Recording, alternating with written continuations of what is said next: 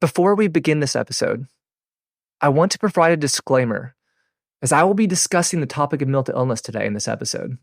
Some of the content may contain trigger words or sensitive topics that could be upsetting to some listeners. I want to encourage you to prioritize your well-being, to approach this episode with caution if you think it may be triggering for you. If you find yourself struggling, please seek support from a trusted individual or a mental health professional. Your well-being is important to me, and I want to ensure that our content is going to be as respectful and considerate as possible for our listeners. Please take care of yourself while you're listening to this episode. And remember, I love each and every one of you. You're important to me. Now enjoy the episode.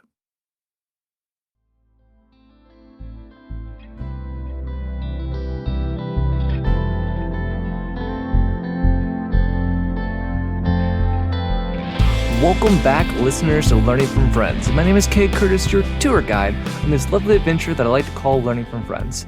If you're just now tuning in here, you're on a part 2 of an episode, so don't go too much further if you haven't listened to part 1.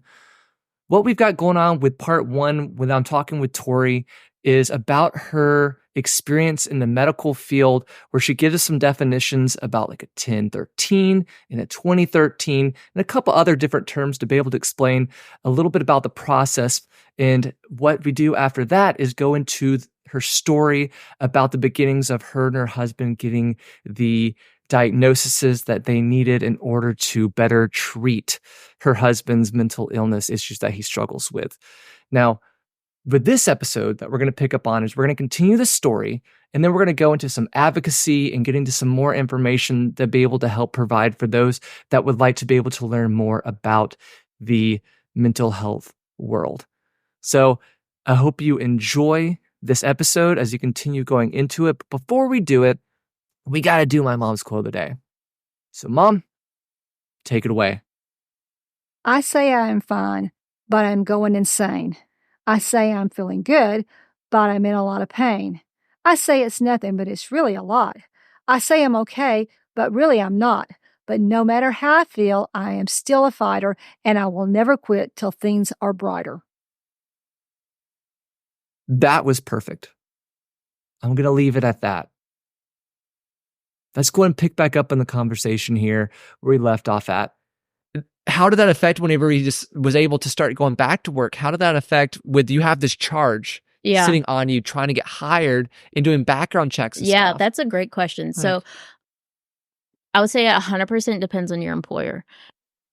So here's what happened. So for a while, it took him, we'll say 18 months or so for it to all get closed. It took him about that long before he was even stable enough to go back to work. Gotcha. Just between, like you said, with like cycling through all the medications. Like there was one point he was at like 9 different medications. He was over max dose on 3 of them. Like I was uncomfortable with what they were giving him. I've seen that, and that's scary. And I was literally like, this is above your recommended dosage. Like I couldn't understand why the doctor was doing it. And then just like the challenges that come with like getting medications refilled because medications were lost because we were like trying to move and things like that. And so that doctor, we've already filled this medication. Technically, we can give this in because he could be a drug addict trying to get looked meds, 3 places for his Lamictal. Yeah. Like it's not a controlled substance. Just refill the rest of the 15 days and we'll see you in 2 weeks. Like, yeah. And so that's why it's also important to have a good doctor that understands these things and is willing to work with their patients and their family.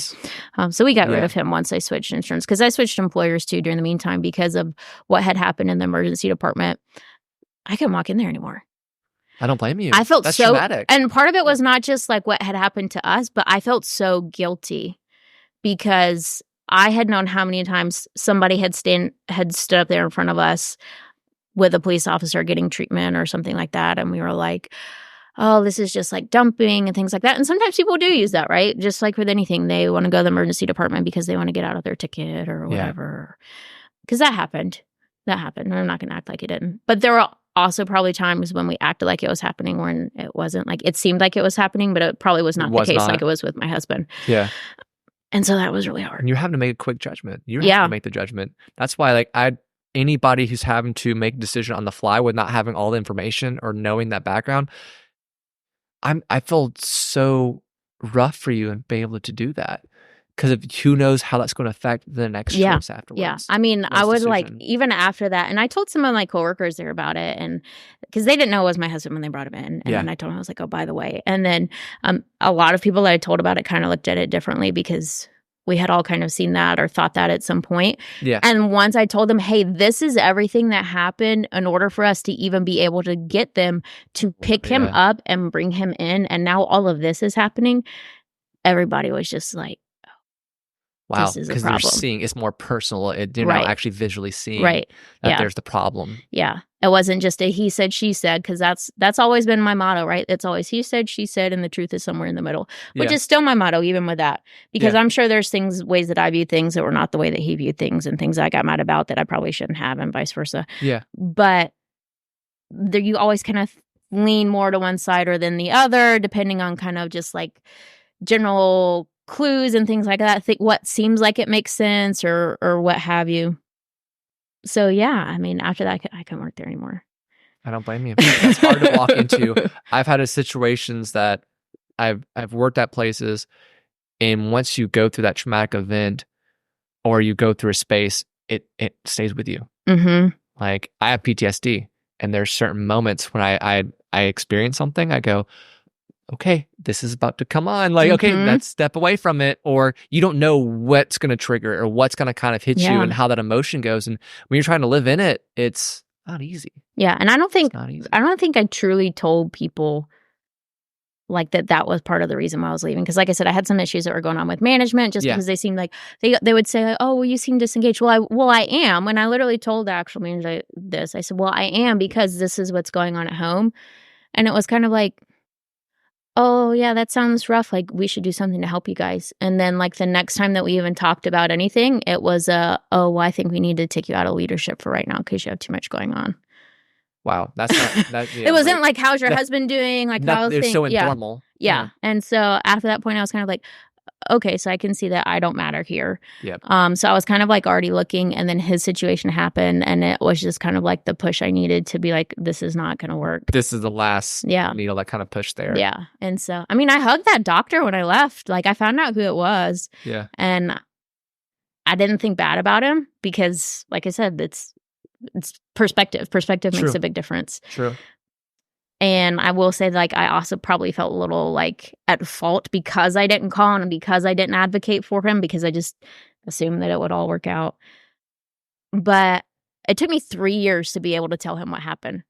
3 years after I left, I finally sent him a message on social media. And I was like, hey, I just wanted to let you know, because I finally felt like, because it had been bothering me for that long. Yeah. And I waited till like all the court stuff had played out and he had come off probation and all of that. And because we had to do probationary fees, we had to do everything else. Like the charge even got dropped from domestic violence to disorderly conduct. Uh-huh. But he had like another little probation violation charge that showed up on that like a week before because it's been 18 months and we tried to get the no contact rescinded like however many times.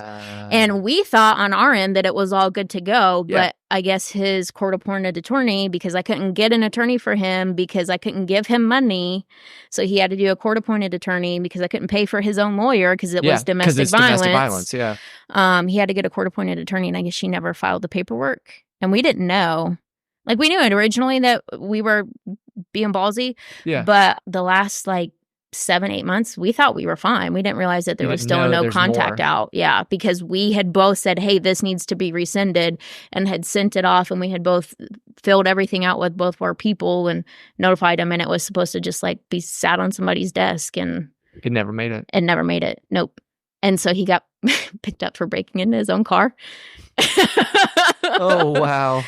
Oh God! Do you want to hear that story? Like, are you just curious? I am curious. Okay, so this is always what curious. That is like honestly, you could use it if you want, but I don't want it to sound like it's bashing anybody. But this is what happened because it's really a ridiculous story. So he started fishing. That ended up being very therapeutic for him. Hey, you got to have an outlet. Yeah. Gosh, so it was so crazy to the point that the other day we were going to the lake and I was like, you realize if you hadn't had any of your episodes, we wouldn't be going fishing right now. I had grown up fishing. But he did not start fishing until after his psychosis and everything started.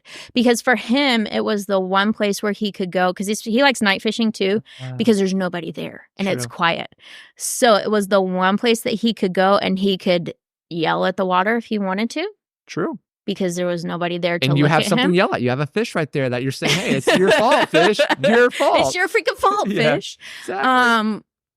And he could also do better differentiation because he knew that nobody was out there. Like, he could literally see that there was nobody out there. Yep. Versus, like, at home and stuff like that, he thinks he's hearing them through the the walls, like, neighbors outside, and and stuff, neighbors and things like that. He used to think my family was hiding in the bushes in the middle of the night when it's raining. Like, and just, like, reality. And, like, there was no point of, like, trying to reorient him at that point that my family is not hiding in the bushes But in at the 3 middle o'clock of in the water, morning. you can be able to do Right. And I guess it was just more solitude and meditation and things like that. it was more quiet for him in so general. calming. Yeah, because it was harder for him.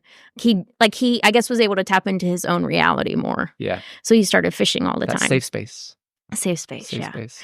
So he went fishing one night fishing, and he locked his keys in the car at 4 o'clock in the morning. And we only had one set, both of these vehicles, we only have one set of, like, one key for.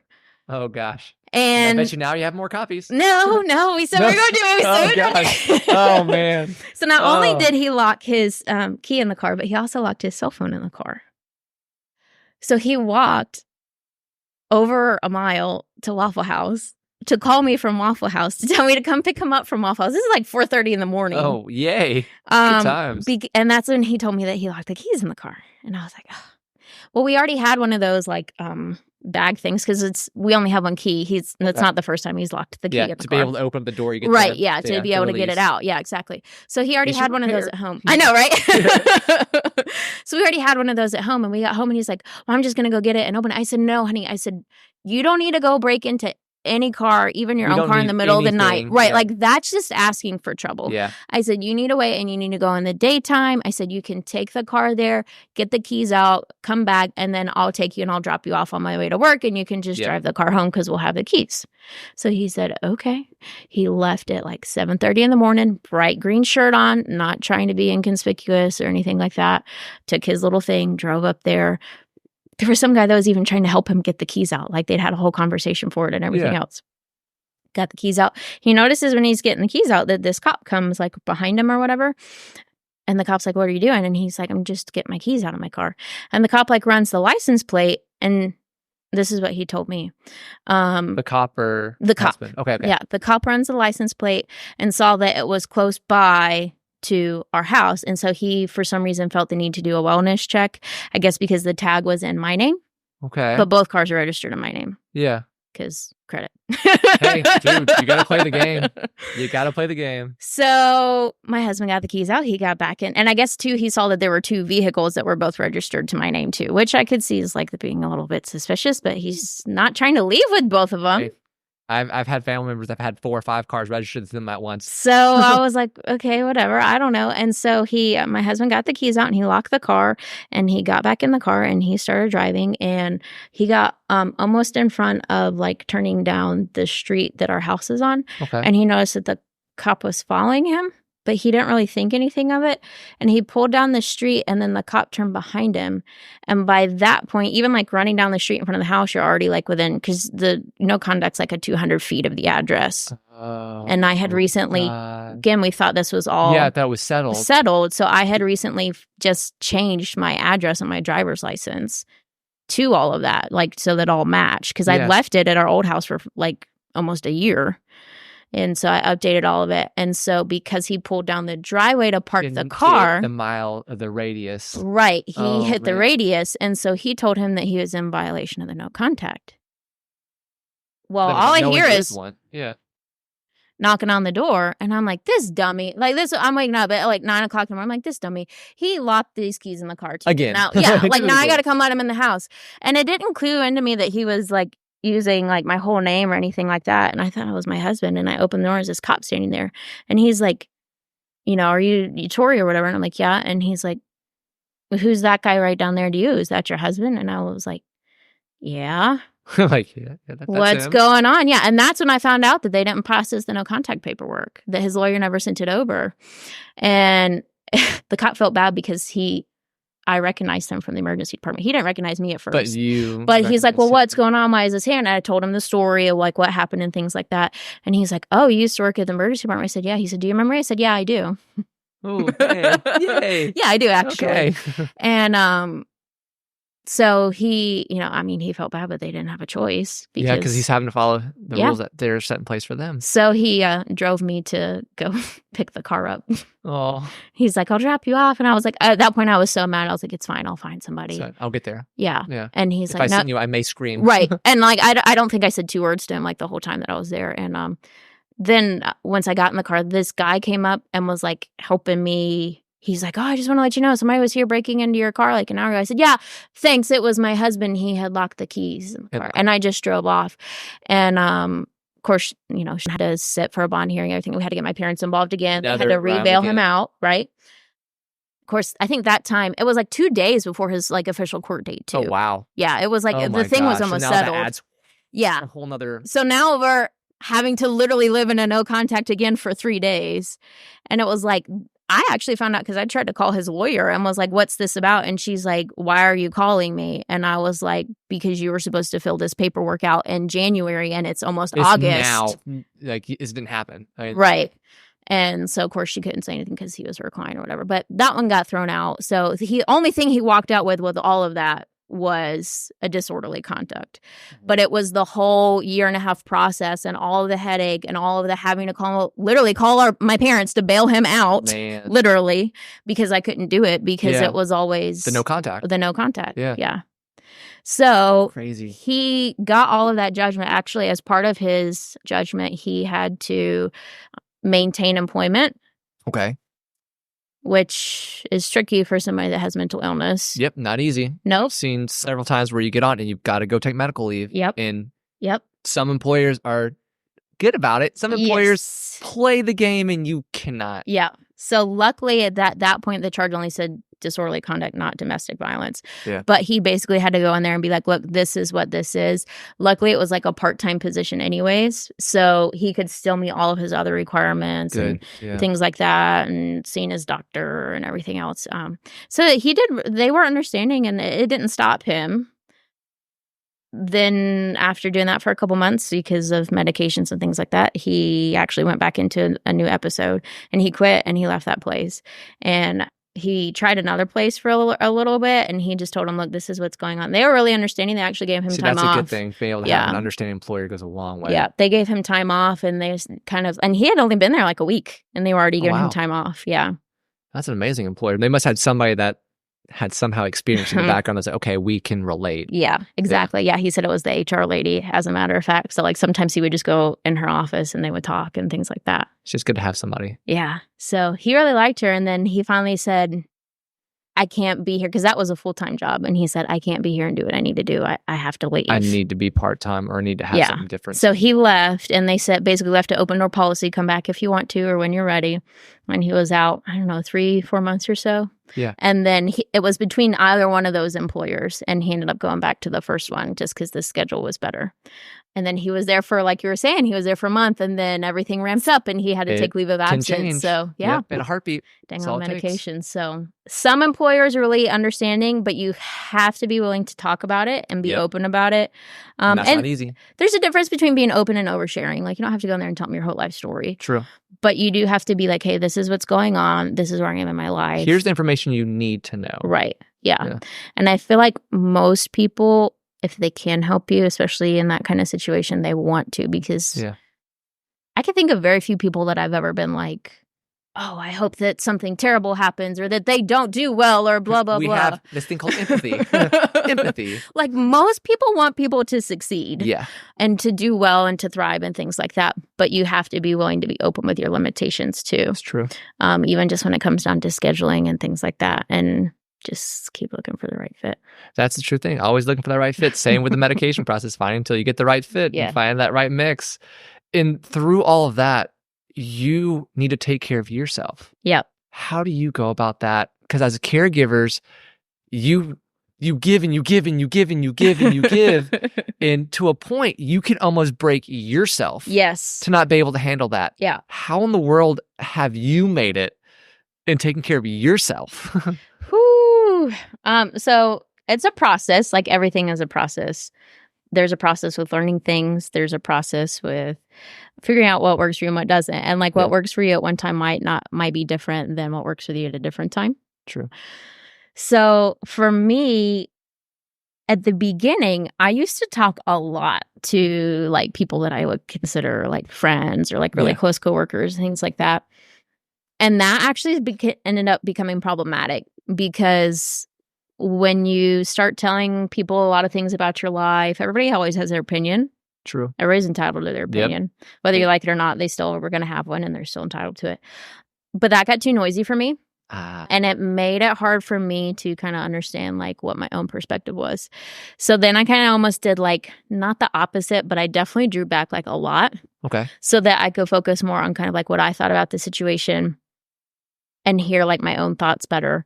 I tried like journaling and things like that. They can be super helpful and therapeutic. For me, it was a little tedious. It can add up quickly whenever you're trying to write down on a piece of paper. Yeah. And trying to get something out there. It's hard to put into words. I'm trying to think.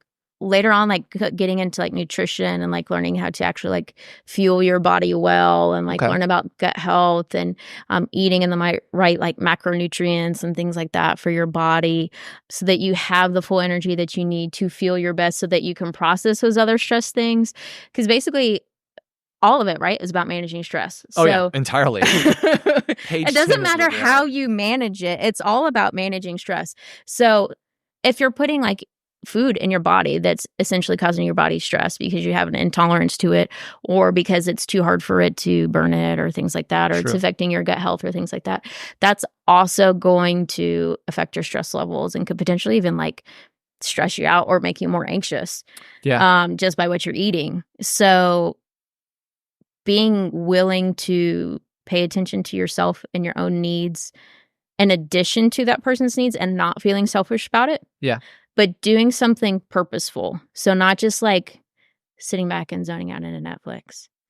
I did that. It's easy. It's easy. It's easy. It's probably the easiest thing to do, but it's going to give you the least amount of results versus doing something that's actually requiring you to put effort into yourself or you're having to analyze what you do feel about a situation. How do you feel? Because a lot of times, like, I don't know about you, but like, I don't really like to sit in feelings. That's a challenge. I admit it's not easy. I don't like to sit in feelings. I've gotten better with that now. Yeah. But that took a lot of time.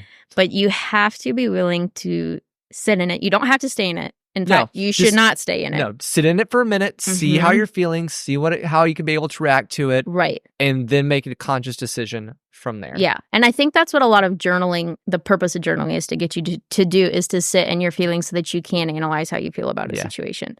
And so for some people, like for me too, like get more active into fitness and lifting and things like that and getting that natural endorphin release. Good old natural endorphins. I know, right? They're awesome. I love them. I wish we could bottle them up. But just like wait 10 years from now, bottled endorphins. Yeah, I know, right? Who knows? I don't know. Technology. I don't know. Look, we could say it right here and just like trademark it. Bottled endorphins. Trademark. What's today's date? April 8th, 2024. Time-stamped. Yes. Timestamp, yeah, bottled endorphins. First heard right here. But getting into that and like finding your routine, whatever that is for you, so that you can stay focused and so that you can have the clarity you need to. Because a lot of times schedules are great. A lot of times with stress, we want to not schedule, right? Because we feel like schedules might stress us out. Because if we have that one more thing, or we have to do this, or we have to do that, but it's not a one more thing. No. It's saying, this is something that matters. Where am I going to cut out what doesn't? Yep. And so whatever that one thing that matters is, that's the thing that you have to agree that you should be making time for yourself and not be making yourself guilty that you're making time for yourself. I have a thing called to-do lists where it's do right now, do later. And literally sometimes what will be on the to-do now column may get moved over to do later, and sometimes on the do later can come over. But if you know where you possibly need to be or what you need to be doing, gives you a purpose. Yeah. Gives you a meaning. Yeah. And I think it's really, it's terrible, but like sitting in feelings and like identifying feelings and letting it be okay to be like, yeah, this sucks and this isn't fair, because it's not. Be here now. That's one of those, it's a quote that I can't, oh my gosh, what is his name? It's a famous philosopher person. Oh my gosh. Ram Dass. Be here now.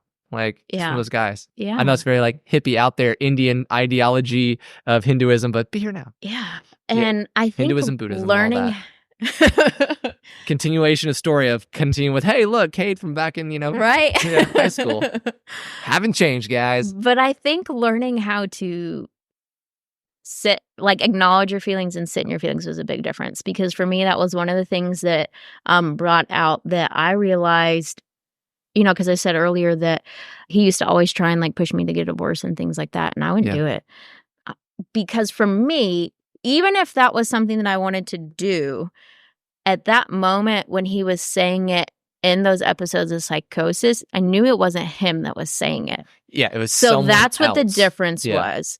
It wasn't him. It was him. It was like his illness pushing me away or trying to make me mad or whatever. Like there was a variety of reasons that he would use it for different things depending on what was going on, what we were arguing about or what have you. Yeah.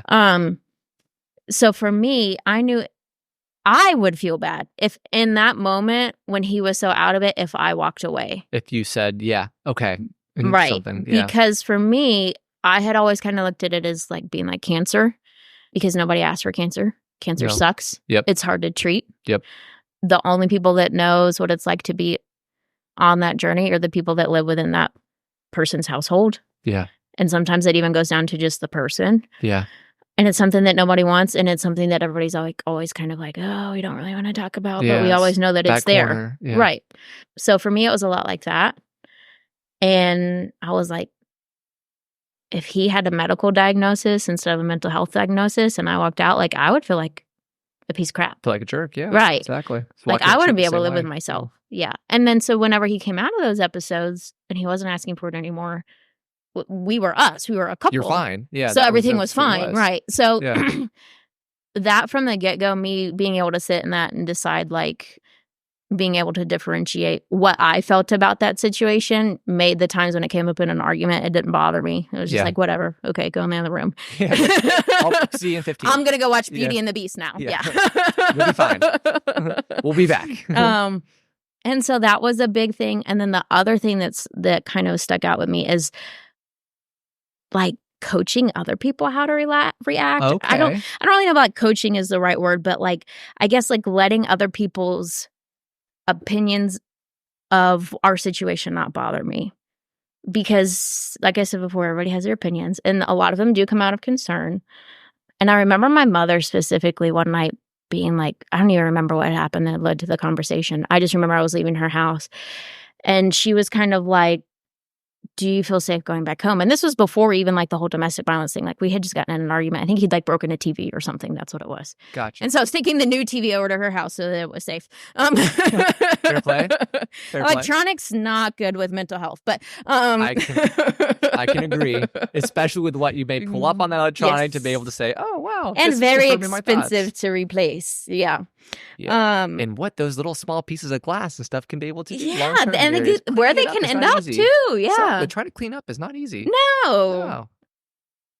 Anyways, I was leaving her house and she had said something about she was worried that I was leaving and she was worried about me going back home and like, did I feel safe and things like that. And I think like I had even had some alone time like at her house or something and I had like just come up with this and because I was kind of like asking myself the same thing ahead of time already. And my mom was like pretty religious person. I'm a little bit more ambivalent. I think we're all like a lot more, like I think we share more ideologies than we like to agree upon, if that makes sense. It does. So, but she's pretty religious. And I basically told her, I said, you raised us in church, like me and my brothers and stuff like that. I said, you raised us in church. You did all of this energy about speaking into trusting God and God's plan for you and things like that. Yeah. I said, I feel like that my purpose, at least right now, like my calling, is to love this man. Like that's what God said, this is your assignment. Yeah. And I said, so you can't tell me that I have to follow that voice and then turn around and tell me that he's not going to protect me to do so. If that's what, because that's what we believe in my family. Yeah. And so she kind of was quiet about it. She didn't have any rebuttals after that. Yeah, she's kind of like, okay. That's what I need to hear. And it was true for us because that was just something that we believed. True. But I had to be willing to sit in my own beliefs, my own ideologies and everything else to be able to come up to these things that truly kind of like carried me through as my own personal foundations when we were having those big heated arguments, when we were in the middle of those psychosis and things like that. Because even after like the whole jail thing and like getting better medications, he still had these episodes on and off for a while. Ending. Medication's not the end. No. You always need an adjustment, or it stops working, or you could develop an allergy to it, or it could fall out of your insurance, then you can't afford it anymore. Yeah. Yeah, it's a journey. Yeah. It's not a short race. It's a long marathon and one day you may be walking in the sunlight and it's all nice, and the next day it could be raining and pouring. Yeah, exactly. And the next day it might be sunny again. Exactly. You never can tell. You can't tell. And as you start to kind of like, if you're looking from the outside in now, having seen some of the signs and dealt with some of this, do you have any advice for those who are like starting to maybe see and understand some of those signs that may be starting to appear? The big thing is, if you're caring about somebody like this, whether you're officially labeling yourself like a caretaker or not, even if you have just like a family member or a significant other, brother, or even a child, whoever, anybody that you're suspecting that something is going on. Yeah. There's a pretty good chance that those suspicions are right to at least some extent. Yeah. Whether they're as serious as you think they are or they're not. But you have to, I don't know, and I'm going to sound like Kate hippie. Hey, man, there's nothing wrong. It's a very beautiful place to be. It's a great place. I welcome you. You always have to come from it out of a way of love and a way of concern. Yeah. You can't come at it as you're the problem. It can never be demeaning. It should never be like a you. There's something wrong with you, because there's not anything wrong with you. Yeah. If there was something wrong with you, you would change it, but you can't change it. So there's nothing wrong with you. There might be things that need to be addressed. There might be things that need to be tweaked. Yep. But how to approach the situation is probably more important than the content that you're actually approaching about. Okay. Like during his episodes and things like that, ways that you can't do a whole lot while they're actively in an episode, like with reasoning and things like that. Yeah, reasoning is out the window at that point. You kind of have to let it go. Because number one, they can't reason with you anyways. You could have all of the reasons in the world and the reality and everything else. Their perspective is completely different, regardless of what you're talking about. Their perspective is completely different. So you have to wait till they're out of that perspective at least a little bit to be able to be effective and figure out how that person communicates. Yeah. Because for most people, it's not going to be by fighting. That's going to make it defensive. Yep. And you make it defensive, everybody's listening ears go off. And when everybody's listening ears go off, nobody's listening to each other. Yep. And that's the one thing that you have to have. You have to listen to each other, which doesn't mean just talking at them or them just talking at you. There has to be communication, which means one person talks and then one person pauses. You can't talk over each other. And then you have to take turns. Yeah. Yay, things we learned in elementary school. Yeah, I know, right? Yes. You have to take turns. Yeah. And when things are heated, sometimes people have to walk away. Yeah. And that's one thing we had to learn kind of like, I said this the other day and somebody was like, huh? And I was like, we had to learn how to argue which disagree probably sounds better, but because there's times like if we're in a disagreement about something, he gets mad and he has to walk away. And I'm the opposite. Whereas like if we're in the middle of a disagreement and it's already heated. Resolution. Right. I already want to finish hashing it out. Like we're already both ticked. Like let's just finish this. Yeah. But he's the opposite. He'll continue to ramp up. So that was something that like I had to learn too, was like how he communicated, because I had to learn that it didn't matter if I felt like it needed resolution, because he felt like he could not continue to resolve it at that point. We had to take a break. Yeah. And me going in and like pushing his button and like trying to get him to talk. Right. You're not getting the resolution you want anyways. Nope. So you better just sit down. What works for you may not work for them. Right. Exactly. Yeah. So those are kind of the big things. Just come at it openly and honestly and know that it is going to be bumpy and it's going to be messy. But at the end of the day, you always kind of have to circle back to and like what's important and come at it from a place of importance. Like for us, the importance was being together in our relationship and wanting the other person to be well and be happy. You know, for like a parent-child thing, it's because you want your child, I would assume. I mean, Actually, I probably really can't speak on children. I know that feeling. I can't speak on children either, but you can speak on the behalf of your fur babies, your animals at home. There we go, on the fur babies. So There you go. they can tick you off, and but you still want them to be safe, and you Yep. still want them to be well, and you still want them to be happy. And that doesn't mean that they're always going to be happy with you. True.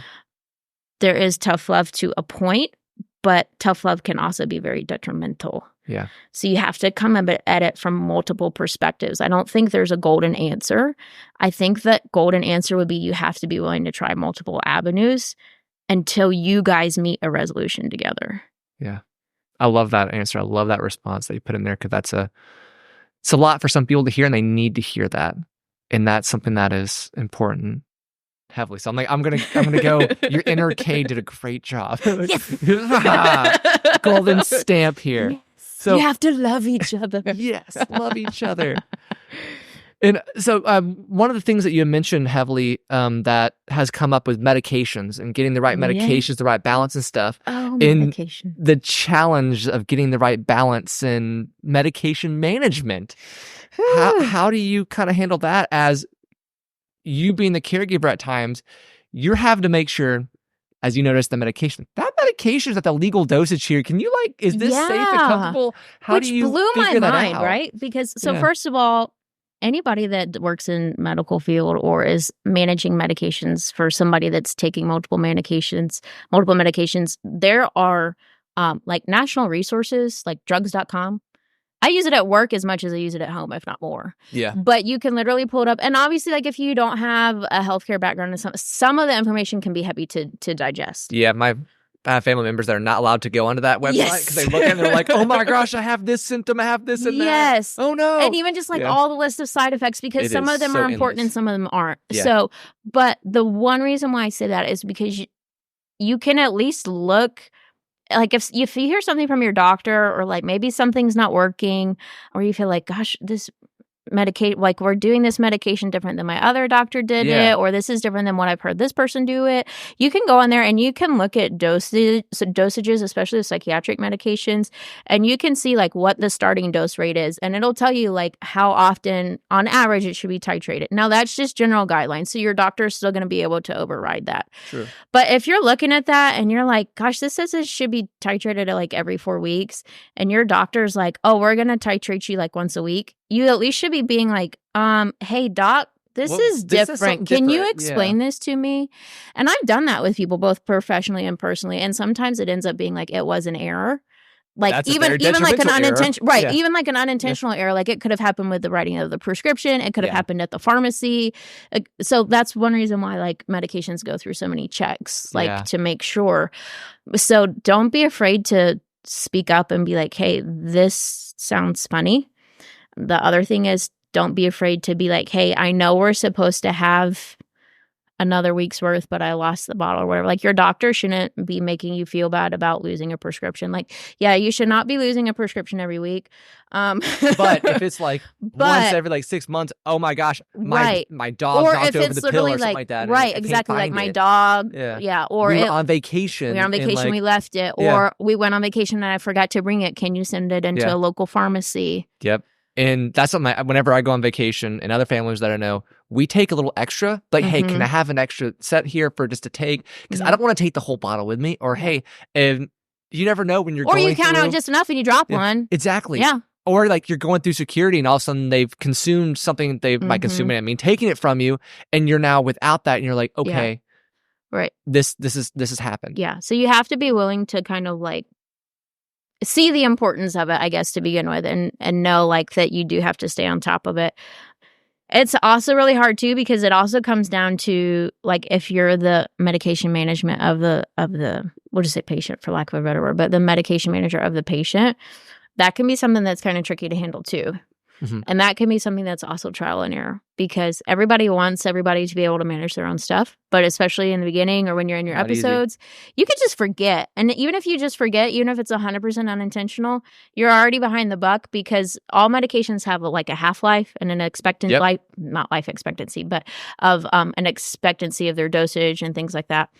And those vary even depending on medication. So even if you forgot one medication and you're still fine till tomorrow, if you forget the other one, you might not be. Nope, exactly, because they all interact and they do different things in different ways. And I know how that is, being off the medication for a day or 2 days and getting it out of your system and how it's going to react. Yeah, and then when you restart it, then you start over again the process sometimes. And what side effects you may have not had before are now there. And you can have side effects because you stopped it too abruptly, because even if you just forgot, even if it's not intentional, if you just forgot. So setting alarms for us was helpful. I'm a pillbox kind of guy. I have my AM and my PM. See, and that's something that he was different, because to him, that made him too dependent. Yeah. He hated that. I like it because I'm like, it's easier. You just pop it over and Exactly. go. I don't have to be like, did I get this one? Did I get this one? Did I get this one? Yeah. But he hated it. So instead, like, what I had to do was be like, did you take your medication? Did you take your medication? And that can give it feeling nagging. When someone feels nagging, that also turns them off from what to think about. No, I have done it, or not have it, and that creates a confrontation. So we ran into that too. Yeah. There are some medications that you can get like an injection form. Yeah. So that you don't have to worry about taking it every day. But you have to have been on them and like passed them orally and have like a maintained dosage and things like that, where we're truly just into maintenance for the most part.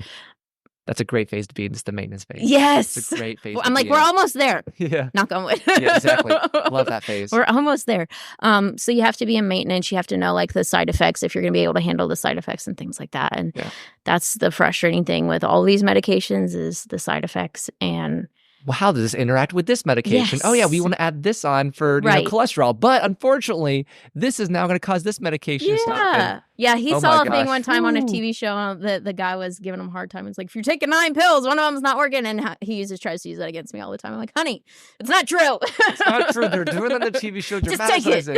Just take it anyway. Yeah. No, but listening to those concerns too, because the other part of that is, if you do feel like, even as a patient, regardless of what your condition is, whether it's medical or psychiatric, if you feel like you're taking too many medications and you're not going to be compliant with that therapy, then that's not the best therapy for you anyway. So if that's where you're coming out, where you're feeling like, I really feel like I'm taking too many pills, even if they're working and they're controlling your symptoms, if you're not going to be able to maintain whatever that therapy is, that is also something to bring up to your doctor. Yeah. Be vocal. Talk about your feelings for it. Write it down.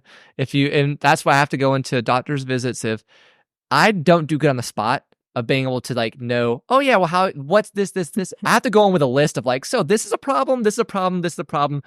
I don't remember why that's a problem, but I have it written down, so it means something. Yeah. So, and you have to do that, right? Because you also have to like be able to manage and be like, okay, well, I have 8 pills left. I need to know that I have an appointment in this amount of time.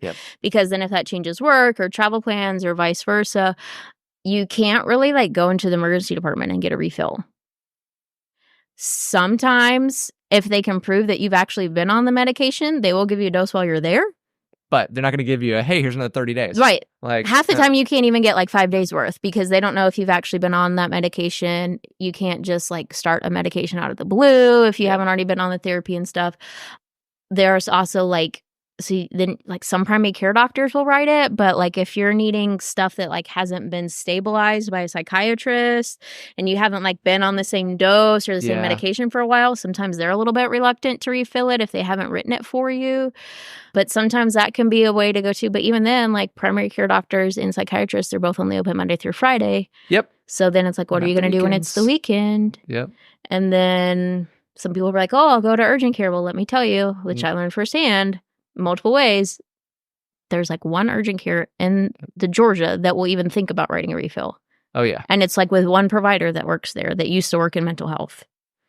And that's lucky. That you even know that information. Yeah. And I don't even know if they still even work there anymore. But so you have to be on top of it. Basically, you have to be able to anticipate what's going on. You have to always be kind of doing like a check back too, to be like, is the medication even working for me? Yeah. And sometimes that takes feedback from your caregiver or whatever else. And you can't always take it personal. Like they're not doing it to be mean. They're doing it because that's what they see. Yeah. Kind of thing. So yeah, I mean, it's messy. It's hard. It's messy. Yeah, it is hard. That is a great way. It's messy. It's hard. One of the best things that came out for us was, which I didn't even know this was a thing until we did it, is they do have gene testing. Ooh. For medications. It's like saliva or like blood work? Yeah, saliva. Okay. So it's through, I don't care. I don't have an affiliation with them, but I'll drop the name. It's through GeneSight.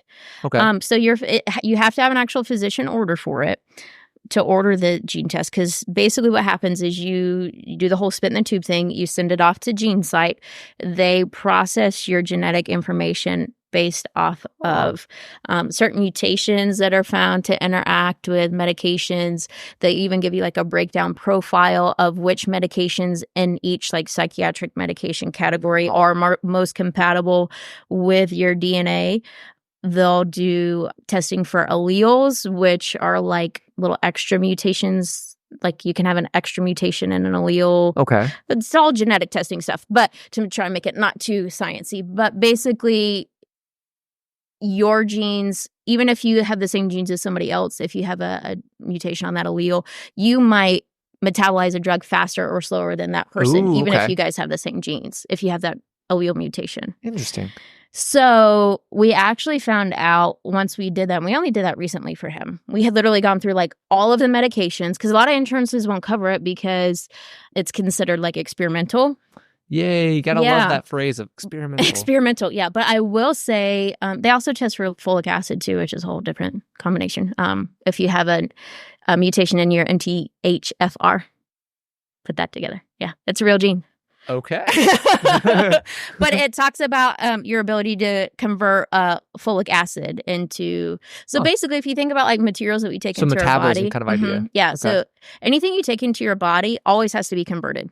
Okay. To something. Nothing that we eat or that we intake or that we supplement is ever used in its form. It's always broken down and converted into something or have some effect on some kind of receptor or something like that. Huh.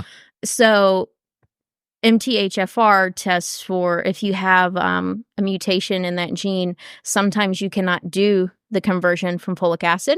So even if you're taking a folic acid supplement, you're not able to convert it into methylfolate so that you can't actually use it. Oh, so even if you're like eating enriched foods foods and things like that, like, yeah, you can basically get a deficiency even if you're eating a well diet because you can't use it. And you can actually even have like a buildup, and that can potentially cause you problems as well because you're then like not able to get rid of it. So you just have all of this folate like floating around in your body. Science, man. I know. Science. MTHFR. Yeah, that's my favorite gene to tell people about. But this company will do that, and they're aware that it's considered experimental by insurances, so they're actually really good with like affordability and things like that. They have financial aid to do the test. They'll call you if it's going to be over a certain amount, even after they run your insurance before they process the test. Yeah, they have like 12-month interest-free payment plans, like credit check. That's amazing. Like that company's doing that. Whoever like helps create that kind of stuff. Yeah. You were the boss. And that was the only thing that was a game changer for him. So basically he spit in the tube, they sent it back, we set up our payment plan, the information went back to his doctor like within a week. It was like 5 days between sending That's it off really and quick coming back. turnaround. Yeah. And we basically looked, and it's like every medication that he had tried by that point, he had some mutation in to where it was affecting. Because if you have a mutation and you're metabolizing the medication too fast, then it's not sticking around in your body as fast as it's just supposed not doing to be. its actual job. Right. So you might, even if that medication works for you and you didn't have any side effects and it mostly helped with your symptoms, but you like maxed out on the typical dose, then your doctor can go back and say, okay, well, 30 milligrams is the max dose, but I'm going to put you on 40 because you have a high metabolism for it. Oh, that's awesome. Yeah. I love that. That's, oh my gosh. Yeah. I'm going to have to get a look into that. Yeah. That was a game changer for him. That's literally what happened. We went through almost every medication to the point where she was like, I don't know what to do with you. Like, we're running out of medications for you to try that you haven't had side effects from or that have worked and that you haven't maxed yourself out on.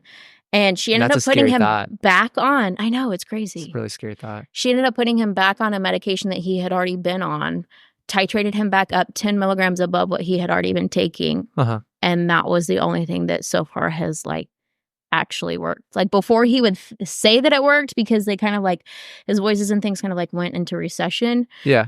But that was the first time he was actually like, holy cow, it's like actually quiet. And 3 years. Wow. All because of doing the gene testing and her being able to be like, oh, shorten that here in the process. Right.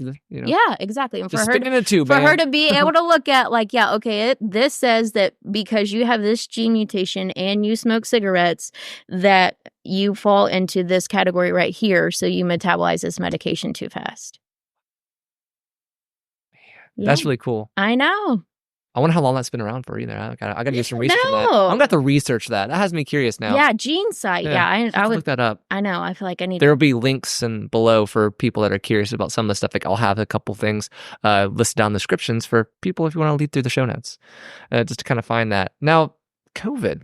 Oh, COVID. That's a giant mess. You ran through COVID whenever all this was taking place here. Yeah. What have been some improved things? Because everybody always talks about the negatives here from COVID at times. What has been some of the positives? I think we all have plenty of negative things. Yeah, we all do. Yeah. So let's find some good. The one thing that I could say was definitely good about COVID, especially in regards to mental health, was telehealth blew up. Like for a lot of places, that was the only way that you could see your provider. So before, right, especially if you have insurance and you're having to go through insurance, before COVID, you might have to drive 30, 40 minutes to go to that one doctor's office. And that gave you the option to have one provider because that was already a 40-minute drive for you. Yeah. So versus telehealth came out and now you don't have to commute. You don't have to worry about a 40-minute drive there and a 40-minute drive back. So you can see providers that are still within your state, but that are maybe not driving distance from you. So you can find a provider that, number one, you might actually feel like listens to you a little bit better. You also aren't as tied to the same provider. So if you try one and you're like, that just didn't really seem like a good fit, or like they're on a maternity leave, because we had that happen a few times. Not everybody got a COVID puppy. Some people had COVID babies. Yeah. Yep. There was a fair amount that came out. So then it was like, it was easier to transfer around within that same system because we weren't having to go to one specific office location. Yeah. We could also squeeze in that 15-minute appointment when we were both home, because we found out that was a very important thing, was for me to be able to be at his appointments with him, because he would just forget what the doctor would say. And I would be like, well, did you ask him this? And he would say, oh no, I forgot. Yeah. And I would say, well, what about this? Even just from, his wife's perspective, not even from like a nurse perspective. And he'd be like, oh, I don't know. And so it's like, okay, you can't do your appointments alone anymore. Come on, honey, I'm here. So then it was like, okay, well, we can schedule it at this time and I can still make these 3 appointments and I don't have to be halfway across town with you. Exactly. I could be on a phone, just a phone call, listening in from it. And hey, maybe I can do this on my break. Yeah. Like I've got an hour break here. Cool. We can be able to squeeze this in during this time and then same thing with counseling too, right? Because like, some people love in-person counseling, but a lot of times... I'm an in-person person. You're an in-person person? I've had in-person people and virtual people, and there's benefits to both, because there's definitely something that's soothing about like being in an office with somebody and knowing that it's just you and that person, and that's it. And there's nobody else listening. There's no distractions, anything like that. But it's also really helpful to be like, hey, I'm going to drive down the street and I'm going to sit in my car because I know I need to meet with this person today. Yeah. And you don't necessarily have that same amount of availability, in my experience, with like in-person counselors. Yeah. There's all positives and negatives for sure. Yeah. And then so the other part with telehealth too is that it kind of opened up windows for timing. So with like trying to book a counselor like around your job time or anything like that, even as just like a caregiver. That is very true. Yeah, even as just like a caregiver, because caregivers should at least attempt counseling. I don't necessarily... I recommend it. Counseling is awesome. It took me forever to get to it, but counseling is great. You have to have the right person. You have to have a person that it's a lot like dating. Yeah. Yeah, you have to kind of go on a few and kind of decide what you do like and don't like. But it can be very helpful even from a caregiver perspective. Yep. Because you just need somebody you can kind of like leave your stuff on that's not your spouse and that's not going to give you back their opinion. So that can be super helpful, and telehealth kind of opened the scheduling hours for that a little bit better too. Because especially they have like, we are 7, 8, 9 o'clock at night. Yeah. 7, 8, 9 o'clock at night. Or we've even had some that were 7 a.m. in the morning. Which is great. Yeah. Well, if you like waking up. Well, that is true. If you like waking up, that's not for everybody. But it was the only way we could get it done within that week. Yeah. And that was a big game changer too. Yeah, because they could be in California and you're here in Georgia, and hey, look at that. Like you have that different hours time span. Yeah. Because I know whenever I do some of my appointments now, I can't stop during my work day of I have to wait till 5, 6 o'clock to settle down for it. And that's great, but that not be everybody's capabilities for it. And I know I've taken an appointment at 8 o'clock at night. Yeah. And that was or you get phenomenal. Stuck at work and you're like, okay, well, I have time to do the appointment, but I don't have time to get to the office. Then Yeah. you can just like pull it up and Pull it do it up. right there. Yeah. Yeah, and I've had several times where I've gotten like rashes and things like that in my hand, and I'm like, I know what this is. I just need a prescription for what it is. I will show you exactly what it is and what I'm being describing here. Oh yeah, that's this. Thank you. You just saved me 3 days of having to go waiting to get a doctor's appointment for that. Yes. So, yeah. yeah. So telehealth, mental health, telehealth. Only thing I can really feel like that was definitely like, man, COVID did one thing right. There you go. You find some positive here. Now, other than like kind of the telehealth and being mentioning of the gene testing stuff here that's looking at, are there any like programs or organizations that you want to recommend for people? Yeah. So NAMI is a big one. I think National Alliance Mental Health. NAMI. NAMI, yeah. Okay. Institute, maybe is the last part. Anyway, so they have a lot of great resources on there for both patients and for caregivers, for people at all stages of their diagnosis and things like that. And there are many stages, guys. There are many stages. It is many stages. Like I said, we started with one diagnosis and we ended with a completely different one. Well, I say ended. We currently have a different one. Yeah. It's never ended. Who knows where that can change. Right. Yeah. But it has stuff on there for patients to help them figure out how to walk through it. It has information on there for caregivers. They have links on there for support groups and things like that. And in your community, you can find like a chapter or whatever if you like doing support groups and things like that. And then they were saying to somebody that recommended it to me, which I had already known about it from nursing and things like that. But one of his last counselors was mentioning it to him. And I was like, oh, yeah, I'm familiar with that. She said that if you get in some of those support groups, so the support groups are run by like licensed social workers and things like that. So it's not just like somebody like you and me just sitting there sharing our stories. Like it's somebody that actually knows what they're doing. Yay. You and me, we're probably there actually sharing your stories. We're probably pretty close. But but it's somebody that's actually like knows what they're doing to make sure that it's therapeutic. But they also have a lot of resources into like additional behavioral health resources and things in your area. Yeah. Whether that's like getting in contact with a disability lawyer, because if you're going to file disability, that's the easiest way to do it. If you can find somebody that's willing to take your case, which isn't really easy in and of itself. But they also have like caregiver, like I want to say repayment, but I guess like caregiver reimbursement program type things too, to where it's like just things that are in the community that you don't know about. Yeah, they basically all get funneled to NAMI. And then NAMI helps kind of coordinate all of these things together so that you can find resources that are in your area. Yeah, because I feel rough for trying to understand and navigate the field of healthcare and mental illness is so hard. Yeah. And they have it's so hard. People that come and they speak and they tell you like, hey, this is how you do this. This is how you do that. And so even if you're like, I'm not the one with the diagnosis or whatever, they still have support groups and things for caregivers and things like that. So that's kind of the big one. And that's a national website too. Sweet. It's not just in Georgia. In Georgia, we really like Life Stance. Okay. They're not affiliated with any particular hospital. They used to be Georgia Behavioral Health like years ago. But they have a really big organization, a really big network that goes all the way across the state. Nice. So I know what insurances we use, but all of our visits through them have been covered really well. And they have telehealth. It started mostly as, well, I don't know how it started mostly as telehealth. We started seeing them mostly as telehealth because they were one of the biggest like telehealth providers originally. But they have psychiatrists, they have counselors and things like that too. So it's a really big network if you're needing kind of like a one-stop shop kind of thing. And it is nice, especially if you have somebody that you're thinking, this might be truly a disability for them. This might be somebody that needs disability. It's nice to have all your records in one place. Whether you're doing it personally and you're filing for disability or you're using a disability lawyer, it's a lot easier to just be like, here, this is where we go and have everything kind of fall from there. And they usually, I don't know about on the weekend, but like his providers have usually been really good about like using their messaging portal and always getting back with him in like 24 hours or so versus like a private practitioner where you're like truly having to get them on the phone, or maybe they're the only practitioner for that office. And then so like when they're on vacation, what are you going to do? Like you're just going to not get treatment? You can't. Yeah, you can't do that. And they need to take vacations too.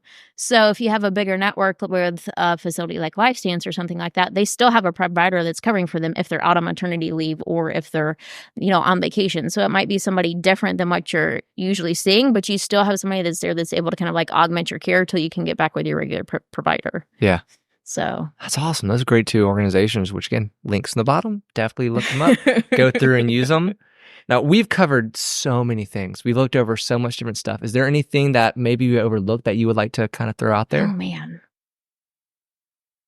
We talked a little bit about like 1013s versus 2013s and kind of like, I think we covered like the crisis stabilization part of it, but we didn't really cover like, okay, well, what happens like when you get somewhere or like get sent somewhere? How do you get sent somewhere? So once somebody has like a social worker and a physician have come and they've been like, yeah, you need psychiatric placement. Yeah. For like official stabilization. You have to basically you have a whole like team of people at the emergency department that are trying to get you to whatever psychiatric facility can accept you with an appropriate bed. Okay. Because the reason for that is, and it sounds like, well, you don't necessarily want to go to just whatever place. You're not doing any good while you're sitting in the emergency department. You're literally just sitting there. So even if it's not your ideal facility that you get sent to, going to some facility to get started and get that stabilization. And then once you're deemed stabilized, you can go whatever facility you want to go to at that point or work with whatever psychiatrist. But you have to get stabilized because you're not doing yourself or anybody else any good just sitting there. Yeah. But there has to be an appropriate bed. So by that, I mean, there are different like factors that the bed is basically just like a name for like a spot. So there's a lot of factors that roll into, there's a lot of factors that can play into a bed being appropriate. So for instance, like you have to have a bed like for a female, probably like assigned female at birth, something like that, because you have to take the whole patient and their needs into perspective. Okay. So there's from the patient's needs and from what the facility can offer. So you can't like have a female sleeping next to a male in a shared space, really. Like you have to have a female bed. Okay. Like there's some instances where like they may interact with each other, like at group therapy and things like that. But there's female meds and there's male beds and because they have to keep staffing ratios and everything else safe too. You don't want to have a facility that's predominantly necessarily like one more than the other because then we're not creating a therapeutic environment. And I'm Does sure that like make age sense? comes out as well. Yes, age is a big deal because pediatric patients, and they do get pediatric patients that do have suicidal tendencies and things like that because not everybody has a nice life. True. So what a pediatric patient is going to need in therapy and medication management is completely different than what somebody that's geriatric that has dementia is going to need because they're not going to be able to participate in group therapy at all. Yeah. So there's a lot of factors like that go into it. And then like insurance does play a role. There's like facilities that if you have like private insurance, you'll usually get picked up pretty quick. Okay. Because that's just what happens because it's easier for the facilities to get their money from your insurance company than it is from the state. Yeah. You have government-funded insurances like Medicare and Medicaid. Those can be a little bit sticky. Sometimes you have to go to a specific like Medicare facility. You have to go to a specific like Medicaid facility. Medicaid also has a specific number of psychiatric days. Oh, wow. So, yeah, I may not say it right. I always got to look at it. Medicaid. Yeah. I mean, I get those backwards all the time. I know. I always have to look at it. I'm like, which way am I using it? Yeah. So Medicaid has a specific number of psychiatric days. So even if you need actual stabilization placement, if you've used up all your psychiatric days, now you have to wait for a state bed. That doesn't seem that's fair contracted, right? Yeah. You have to wait for like a state contract bed, which is where like in Georgia, it comes from GCAL, which is like the Georgia Crisis and Access Line. Okay. They're actually like the same phone number that you call, like if you're like that 800 whatever number, like if you're like I'm suicidal and you need to talk to somebody. Yeah, it's the same. It's the same board, which is terrible. Huh. Because, and that's information. Yeah. Wow. Yeah. So it's the same board, but basically everybody will go somewhere, even if you can't. If you have a 1013 or a 2013, everybody will go somewhere, even if you can't pay. That's awesome. As long as you have valid medical clearance in that valid document that's still within your 72-hour window. Yeah. So if you have to wait for a state-funded bed because you can't pay out of pocket or you don't have insurance or whatever, then you get in kind of this like waiting game because you have to wait for a state bed to be open at whatever facility.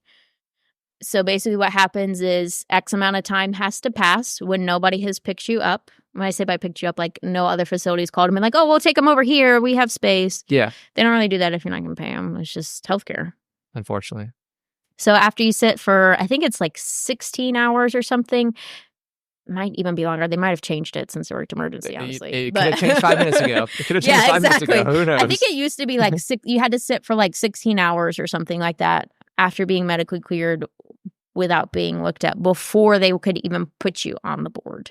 Oh, wow. And then once you were on the board, you usually had to sit there for around like another 8 hours or so before you were actually eligible for, they called it a state contract bed. Okay. And then whatever staff at the emergency department that you're working at, then they can start working on like trying to send your information to that facility to see if that bed is compatible for you and your needs and everything else. Okay. So they basically say like, hey, I have a male bed, 40-year-old, male bed for suicidal ideation. Is that the patient that you need placement for? That kind of thing. And then they go over everything else kind of that happened, like, with the actual facility, once the facility, because you have to report to the facility. So then you'll go over more like, hey, yeah, this guy came in and he's really depressed. He's been going through a divorce or blah, blah, blah, blah, blah, whatever. And then you kind of go from the reason in there. But at the state part, it's just very like, who are you? What do you need? How old are you? What are you here for? And then it just kind of gets sent off and somebody will pick you up. And then if they don't pick you up within that 72 hours, that's when that physician comes back and they kind of like either re-sign you or do some kind of a reevaluation or anything like that. During COVID, our emergency department actually had a contract with one of the local psychiatric facilities. Okay. So if we were at because basically anytime a patient is sitting in the emergency department, not that you're like taking up a nurse, but like that nurse is now having to care for you. So even if you're stable because you're literally just waiting to go somewhere, that nurse is still assigned to you. Yeah, they're coming back to check on you and everything else. So it's not, and then somebody else that maybe needs your spot is having to wait to get it, whether it's for a medical reason or not, because you still have limited resources. You have to be in the room. You have to have the space for it. Yeah, I can't just sit you in the corner and be like, call me when you're ready to go. Yeah. Go back out to the emergency room and just sit out there in the hallways. There may be a guy coming with an arm that's falling up. Right, exactly. We'll check on you in about 20 minutes. So emergency departments, even though it might seem like they want to keep you there, they don't want to keep you there because we know we're not doing anything for you while you're there once you're stabilized. We want you to go to your next place that you need to be. You need your higher level of care. We cannot provide that specialty for you. Emergency department care is for emergencies. Yep, that's the specialty that's provided, right? Yeah. So once you're no longer emergent, you're not getting the best care that you need anymore. True. Because that's just not the specialty. You need somebody that has a specialty in whatever care that you need at that point. So they send you off. That sounds terrible, but they get you to the next place you need to be. Yeah, exactly. Yeah, they get you to the next place you need to be so that you can continue your treatment and everything else. So, and then you kind of run into, that's kind of like one of the things with like even inpatient versus outpatient is just like resources and resource availability. Gosh, resources capable of that. Oh my gosh.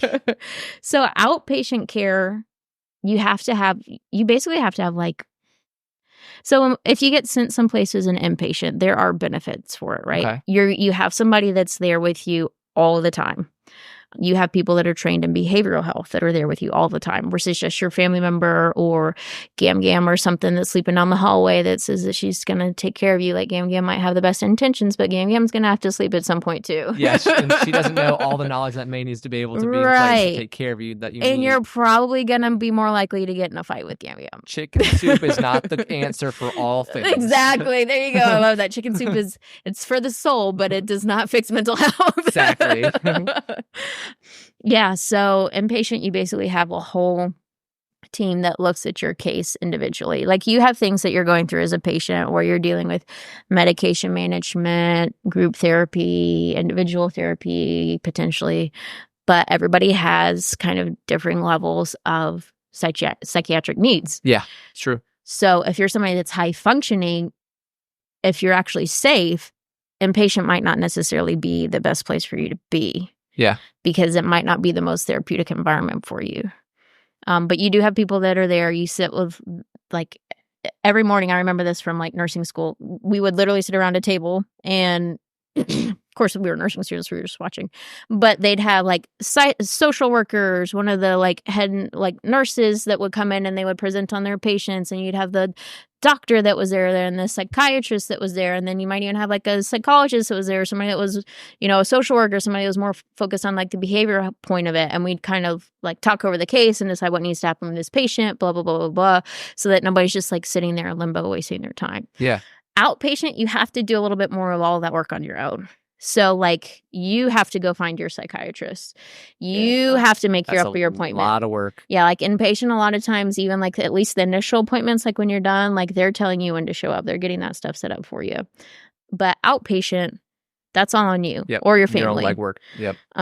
If you need to speak with a psychiatrist who's doing your med management and a counselor to like work through your issues or whatever's going on or coping mechanisms or anything like that, that's separate. So you're now having to manage 2 extra appointments. So you have to be more independent to be able to manage that outpatient. And then there's resources, right? Because I mean, we were talking about like virtual, but not everything can be done virtual. No. So true. if you're needing like intense group therapy or even intense like outpatient therapy, because they do have programs where you can go to that facility and you might be there 8 to 5, like it's a job. Yeah. To do extensive therapy, but then you get to go home and you get to sleep in your own bed.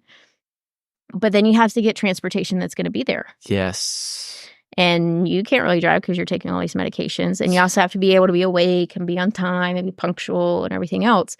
Because those appointments are going to continue regardless if you're Whether there or not. Yeah. Yep. They got to still go on. Inpatient is 24/7, nights, holidays, weekends. People are in psychiatric facilities all the time. So outpatient is nice in that aspect because, like I said, you get to go home to your own bed and everything else. And there's something to be said for that. Yeah. There's a big deal with that. But and it's on the other end as well. It's something to be said for 24-hour observation for yourself. Because where you may be okay one day, you may not be okay the next day. Well, and the same thing is that your outpatient's only Monday through Friday. So the weekend is if you don't have transportation or you don't have any support on the weekend from Friday afternoon to Monday morning. What are you going to do? Alone. Yeah. And you could get yourself in just as much trouble that way. Yeah. So there's not like a one is better than the other. It just depends on the person and their situation and what's going on with them on is there a better avenue. There are some places like if you're like, oh, I don't really feel like I'm suicidal, but I feel like I really need extensive help and you don't really know where to go. Like a lot of these psychiatric facilities and stuff, they'll let you come in and do like a consultation intake. That's what they call it. They'll come in and they'll let you, like you can literally, we tried to do it with my husband, but he gave up. But you can literally like make an appointment to go do an intake and you get an evaluation and they will talk to you and they will say, okay, I think this is what you need to do going forward. And then they can decide like, okay, you do need to come inpatient. And they might decide like, okay, yeah, you do need to be a 1013. And then they could like get medical clearance for you afterwards if they needed to or something like that. That's not as common. Usually if you're high functioning enough to say, hey, I know I need help and go for a voluntary evaluation, unless you're truly just suicidal, usually it's always kind of set up as an outpatient thing. Yeah, for the most part.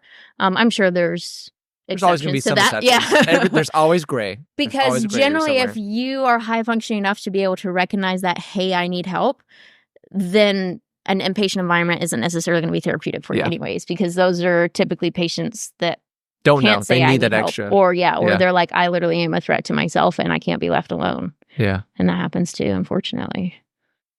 That's why it's good to have the doctor background and understanding to get in as this different specialists that are there and going through the schooling there for a reason to help you. You don't want your emergency doctor treating you for psychiatry. It's just like you don't want your primary care doctor trying to do emergency procedures on you either. So everybody has their specialties. That's why they all have to work together. Yep, I agree. And it takes a community to make that work. Yeah. It really does.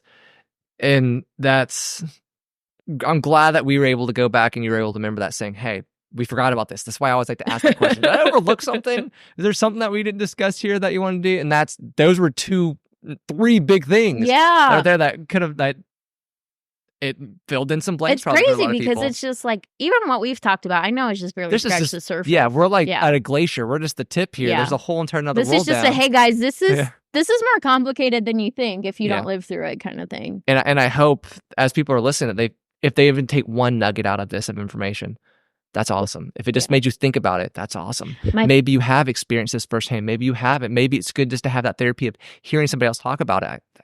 I hope it finds something for you. My favorite phrase of all time, and I use this still to this day, was actually when I was taking like psychiatric nursing, like in nursing school. Love this professor. And she said, I think from like day one, she said, if you don't remember anything else from this class, I want you to remember this. She said, everybody is like a loaded gun. The only difference that sets you apart from you is how much tension you can take on the trigger.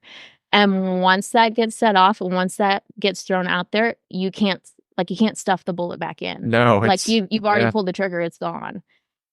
And that has stuck with me so many times. And even after like my husband and all of his stuff that went through, it was because that's why I said we never saw it coming.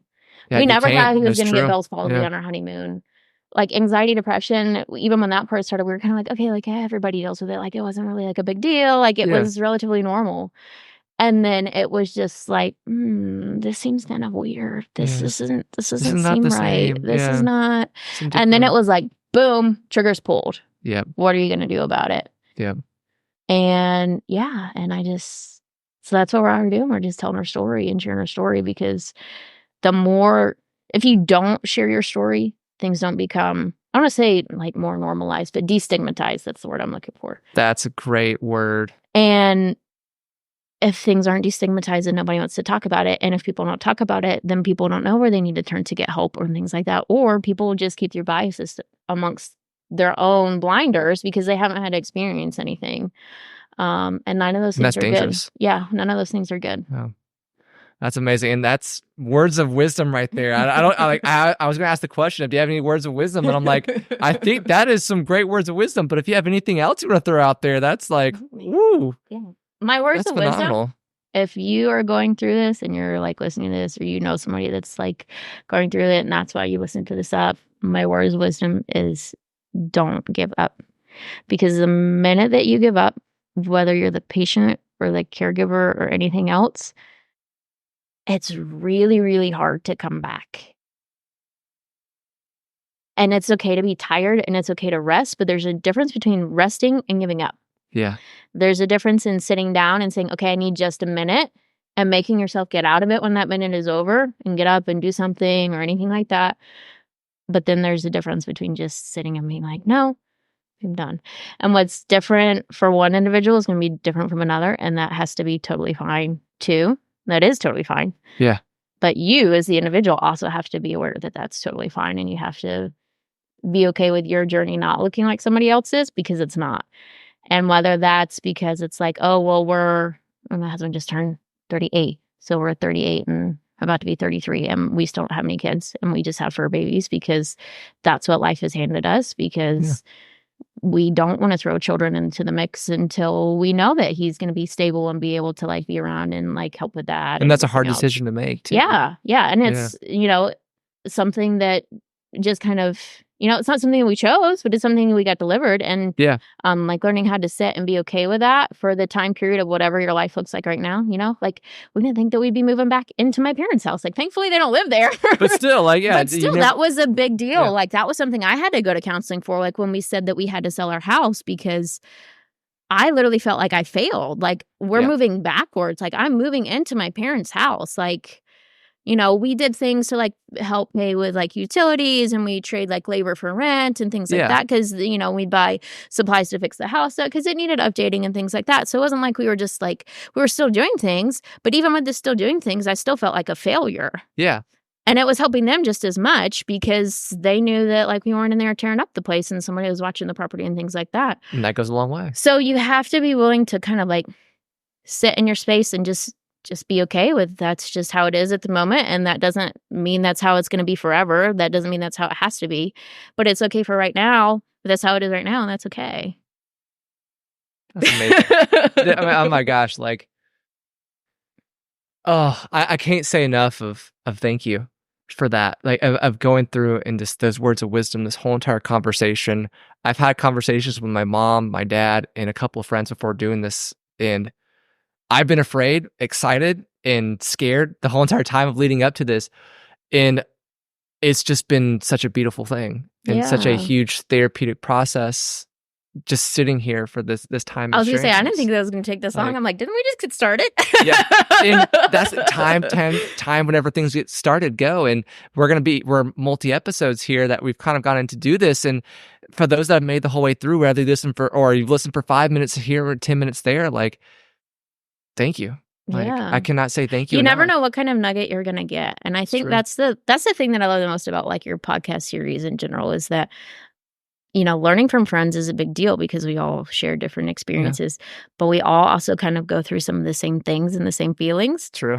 But we're either not willing to talk about it and willing to share it, or we get too excited about sharing our own experiences that we're not listening to the other person. Because I've been guilty of that. We all are.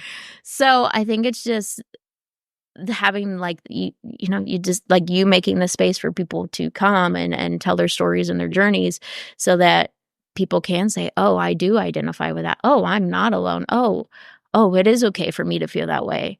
Because I remember sitting through a lot of this and not knowing, like, was it okay for me to feel like how I felt, and not having anybody that would tell me like, yeah, it's okay to feel that way. I would feel that way and things like that. I didn't feel like I got a lot of that like community aspect of it till I started like doing my fitness coaching and things like that. And I started meeting like all these different women across the US that all had different problems. Yeah. And they're all like, yeah, it's totally fine. Like it's life, man. And you're just like, oh, that's life. Yeah.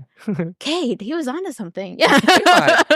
Yeah. Now, if someone wanted to reach out and kind of like, just maybe want to talk to you a little bit more, get kind of connected, what would be a way that someone could be able to do that? So Tori Arnold on Facebook. Actually, I think if you go to like facebook.com, I think it's like Tori Arnold 0703.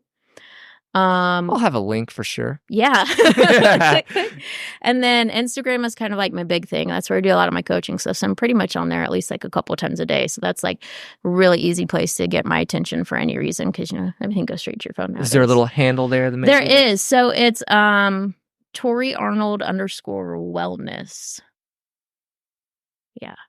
And I'll definitely have that listed as well. But it's sometimes some people don't scroll through. You won't see a whole lot of mental health stuff on there, but you will see me. And I am, you know, you guys know my story now if you listen to this. So I'm always down for a good question, because wellness is mental health. It's everything. It's physical health. It's all the things. You're going to get zero answers for the questions you don't ask. You know? There you go. That's the big thing. Yeah. I mean, I always say, which, you know, you've probably heard this in teaching, but the only stupid question is the one that you didn't ask. I was going to say it, but I'm glad I don't have to. Someone else said it for me. Yes. Yeah. Yeah. Yeah, because it's true. It is because, true. I mean, our biggest thing with this, me and my husband, especially the last like few months through this last episode, now that, because each episode gets a little bit more predictable. It's not as dramatic. Like episodes that we experience now weren't like episodes that we experienced in the beginning. We can talk through them a lot more. We're able to kind of give each other feedback more and kind of like what happened when it triggered it. Yeah. That whole communication thing. Tools for the toolbox, I like to say. Tools for the toolbox. Yeah. So, but our whole big thing this last time that he had it, and he was on leave of absence and everything else. And I told him this before he ever even like said, like, before he even mentioned it to you. We had already kind of like started our own little like TikTok channel. We're really bad at it, which is why I didn't throw that out there. You know, by the time that this may come out, you may have it. We might be back up and running. Who knows? We may be recording this right now in April. It may not be till May or June. I like to, as some of you guys have heard in the past, I like to record a lot in advance. So maybe by this time there is one in there. Check down the links below, because there may be something. There may be something. We may be back on it. Yeah. Who knows? But yeah, so we started it because I just remember being in the shower, and I got out and I was in the shower. That's where I do my great ideas. All right, that's my best thinking is in the shower. We all have different spots that work for us. It's just like clarity. And I just really remember feeling this burning desire that was like, people need to hear your story. People need to hear y'all's story. And so I came out and I told him, and we talked about it, and he was kind of like, what? And I was like, I feel like we need to do it. Actually, during when the whole alleged domestic violence thing happened, I almost actually started writing a website, like a blog at that time. And I stopped it because it was just writing for me. I'm very picky. I'm a very perfectionist, as going through an episode may take me, 4 days to edit, but I'm like, what? I know what I want to see. So I kind of like, I went and took everything off of it before I shut it down, and I like put it in a Google Doc, and I was like, someday I'll turn that into a book. But then I was just like, never know. You never say know. never. You never know. But it was just to the point, it's like, how many times have we tried to be like, okay, we need to get this story out there. People need to know that you can literally be blindsided by it, and that doesn't make anything wrong with you. Yeah, I agree. So that's what we're out here for. Awesome.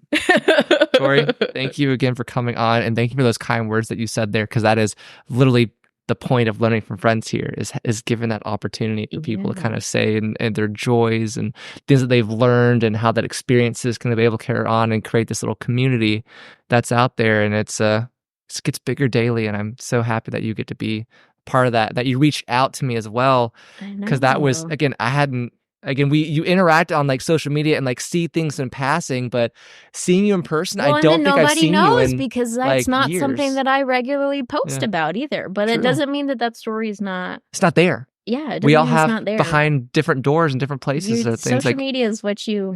It's what you want to put out there. Yeah. There's an image of an apple, and you see the beautiful parts of the apple that's up there, but really on the front of the mirror. But if you turn the mirror around backwards, you may see all the crunch and all the different stuff that may have taken place, because you're only seeing what they want you to see. Yeah. Kind of putting out there. Well, from my side of things, if you want to reach out to me, my email address is cade, which is spelled CADE, at learningfromfriends.com. I have a Facebook page. I don't know if the Twitter page is going to be still around by the time that this is out there, but there is one. I have a Patreon if you'd like to contribute to the Patreon page. It is existent there. Go on Learning from Friends podcast. There's a website as well, www.learningfromfriends.com, if you want to be able to go in and reach out to me that way as a contact sheet, or get reminders, notifications when things come out. In terms of platforms, I'm on so many different streaming services to be able to listen to. If you want to, like, YouTube, not Hulu. Oh my gosh, that's like streaming like TV. That would be cool. I'm not That's that the far. next step. Maybe one day. But with YouTube, it's only like you don't get to see us sitting here having the conversation. You just get to see a picture of whichever the background cover is. But you can be able to listen that way. I've got Spotify. It's on Apple. It's on Google. It's on all these different things out there. You can be able to search up Learning from Friends and it will come up. Or you could type in Cade Curtis. I'm sure that will come up somehow. You may get Cade Curtis auctions as well, little auction industry stuff. But who knows? It's all it's all out there. It's all mutual. It's all interconnected somewhere. But yeah, if you have spent this time, thank you for spending multiple episodes with me. I think maybe by this time we're on episode number 80. Go back and listen through all the different stuff that's out there. Maybe you just type in a keyword. Maybe you'll find something that grabs your attention. But yeah, I think that's all I've got today. Tori, again, thank you. Thank you for having me. This has been amazing. And as those that have listened through the podcast several different times, or maybe this is your first time going through, I have my lovely little sign off here. Well, guys, we're coming to an end here. My name is Cade Curtis, your tour guide in this lovely adventure that I like to call Learning from Friends. And most of all, don't forget, let your curiosity fly high.